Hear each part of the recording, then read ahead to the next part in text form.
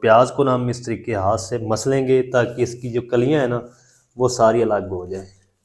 इस तरीके ये देखिए माशाल्लाह कितने क्रिस्पी बन चुके हैं माशाल्लाह। बिस्मिल्लाहिर्रहमानिर्रहीम, अस्सलाम वालेकुम वीवर, मैं हूं शेफ फयाज और आप देख रहे हैं मेरा यूट्यूब चैनल। तो पहले की तरह ही फिर एक नई रेसिपी लेकर आपकी खिदमत में हाजिर हो गया हूं। आज हम बनाएंगे बहुत ही मज़ेदार क्रिस्पी प्याज के पकौड़े बनाना सिखाऊंगा आपको। बहुत ही मज़ेदार बनते हैं, बनाना बिल्कुल आसान है। तो आपने रहना मेरे साथ आखिर तक। चलें इसको बनाना शुरू करते हैं। तो प्याज के पकौड़े बनाने के लिए यहाँ पर मैंने 500 ग्राम प्याज ले लिए हैं। इसके छिलके मैंने जो ख़राब थे वो उतार दिए हैं।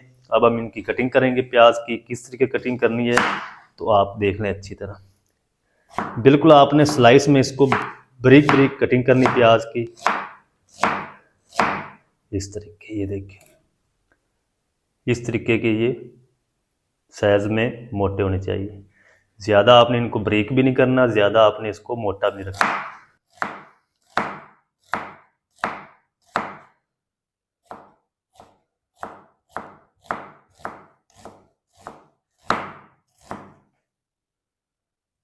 तो सारे प्याज की मैं इसी तरह कटिंग कर लूँ फिर आपको दिखाता हूँ।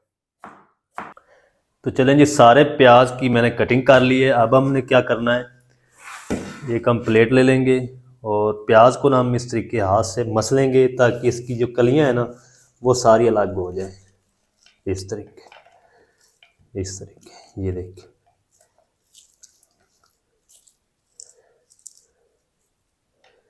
ताकि जो पकौड़े हैं ना वो क्रिस्पी भी बने और क्रंची भी बने।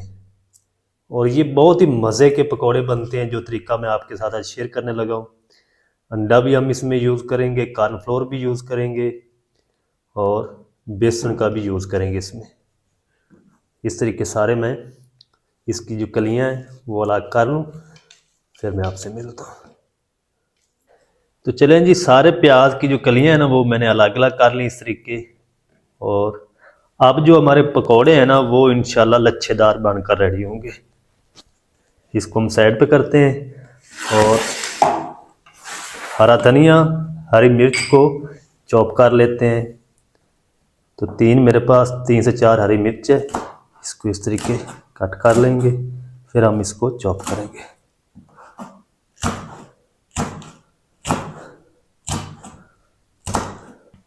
बिल्कुल आपने इनको बारीक चॉप कर लेना है, हरी मिर्च को और हरे धनिए को। अच्छा, अगर आपसे ये चॉप ना हो तो आप इनको कूट के भी ऐड कर सकते हैं हरी मिर्च को। चलें इसको हम ऐड कर देंगे प्याज में।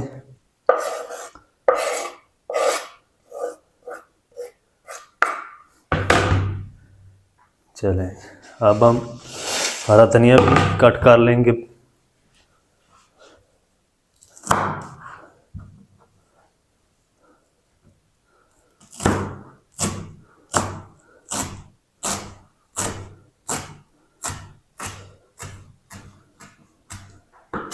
हल्का सा इनको चॉप करेंगे, बारीक करेंगे ताकि ये अच्छी तरह अंदर मिक्स हो जाए।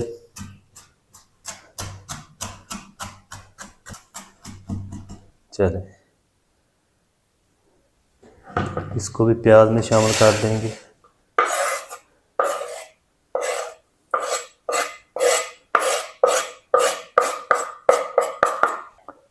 तो ये हमारा काम कंप्लीट हो गया। अब हम चलते हैं मिक्सिंग की तरफ। इसकी मिक्सिंग कैसे करनी है तो आपने मेरे साथ रहना है। तो चलें जी, इस तरह का मैंने एक बाउल ले लिया मिक्सिंग बनाने के लिए और इसमें हम शामिल करेंगे 3 टेबल स्पून अच्छी तरह छाना हुआ बेसन और 2 टेबल स्पून हम इसमें कॉर्नफ्लोर शामिल करेंगे या चावल का आटा इसमें ऐड कर दें। तकरीबन 1 टीस्पून हम कूटी हुई लाल मिर्च शामिल करेंगे, 1/4 टीस्पून हल्दी पाउडर, 1 टीस्पून नमक शामिल करेंगे या अपने टेस्ट के हिसाब से शामिल कर लें और 1/2 टीस्पून कूटा हुआ ज़ीरा शामिल करेंगे। ये 1 टेबल स्पून कूटा हुआ खुश्क धनिया है, ये शामिल करेंगे। इसका आपने पाउडर नहीं ऐड करना। तकरीबन 2 चुटकी हम इसमें शामिल करेंगे अजवाइन अजवाइन आप ज़रूर शामिल किया करें, फ्राई चीज़ आप जो भी बना रहे हैं। चलें जी, यही इसमें मसाले जाएंगे, अच्छी तरह मिक्स कर लेंगे सारी चीज़ों को। बेसन का आपने ज़्यादा यूज़ नहीं करना, अगर ज़्यादा बेसन ऐड करेंगे तो जो आपके पकौड़े हैं वो क्रिस्पी नहीं बनेंगे। चलें, अब हम इसमें शामिल करेंगे 1 टीस्पून या 1 चम्मच समझ लें खाने वाला कुकिंग ऑयल। इससे भी आपके जो पकौड़े हैं वो खस्ता बनेंगे।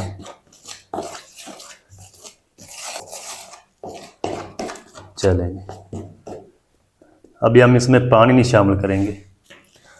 ये जो प्याज और हरा धनिया, हरी मिर्च काट काट के रखे हैं वो शामिल कर देंगे।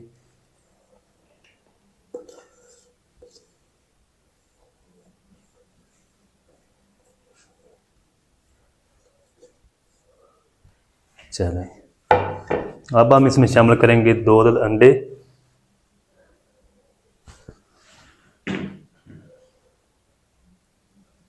चलें, इन सारी चीज़ों को अच्छी तरह फिर से मिक्स करेंगे। ज़रूरत पड़ी तो फिर हम इसमें पानी शामिल करेंगे, क्योंकि इसमें नमक है तो प्याज अपना पानी छोड़ेंगे, तो उसको आपने पहले चेक करना है, फिर आपने इसके अंदर पानी शामिल करना है। ज़्यादा पतला कर देंगे तो फिर भी पकौड़े अच्छे नहीं बनेंगे।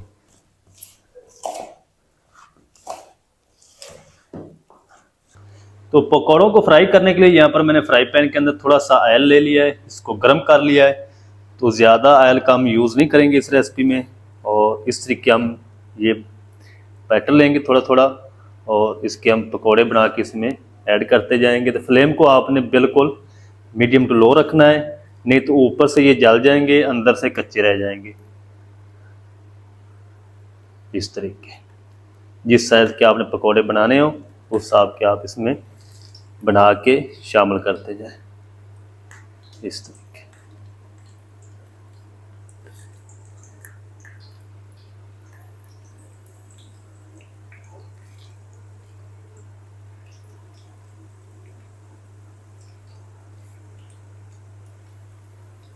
चलें, ये मैं फ्राई कर लूँ।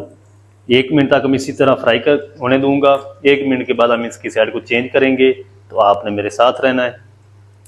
तो चलें जी, पकौड़ों को मैंने 1 मिनट तक एक साइड से फ्राई कर लिया है। अब हम इसकी साइड को चेंज कर देंगे। ये देखिए माशाल्लाह कितने ज़बरदस्त फ्राई हो रहे हैं पकौड़े हमारे, माशाल्लाह। तो इनको तकरीबन फ्राई होने में 2 से 3 मिनट लगेंगे, ज़्यादा टाइम नहीं लगेगा। तो 1 मिनट तक मैं इसी साइड से फ्राई होने दूंगा इस तरह, फिर हम चेक करेंगे और इसको फ्राई करना है या नहीं करना। तो आपने मेरे साथ रहना है। वीडियो अच्छी लग रही है तो जल्दी से वीडियो को लाइक कर दें। तो चलें जी, माशाल्लाह जी पकौड़े हमारे अच्छी तरह फ्राई हो चुके हैं, क्रिस्पी हो चुके हैं, गोल्डन कलर आ चुका ऊपर। तो इनको ना मैंने 3 मिनट तक ही फ्राई किया है। तो आपने भी इसी तरह टाइम को नोट करके इनको फ्राई करना है। ये सारे हम निकाल लेंगे और इसी तरह बाकी जो बचे हैं पकौड़े वो भी हम इसी तरह फ्राई कर लेंगे।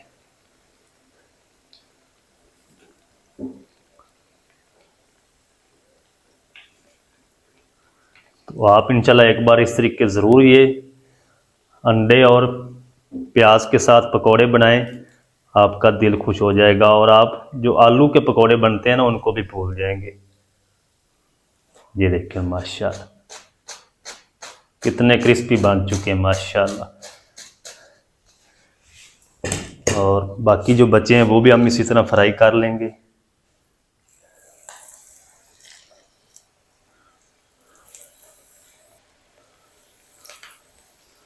आप बड़े छोटे पकोड़े बना सकते हैं, अपनी मर्ज़ी है आपकी।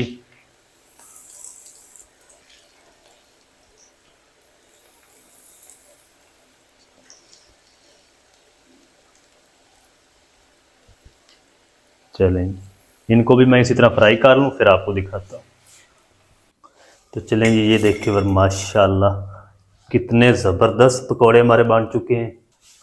ये देखिए माशाल्लाह, ये देखें। तो आप भी ये रेसिपी ज़रूर ट्राई करें, बहुत ही मज़ेदार बनते हैं ये पकौड़े। इसको आप ग्रीन रायते के साथ खाएं, इसको आप ग्रीन चटनी के साथ खाएं, या आप इसको केचप के साथ खाएं। बहुत ही मज़ेदार लगते हैं, बनाना बहुत आसान है।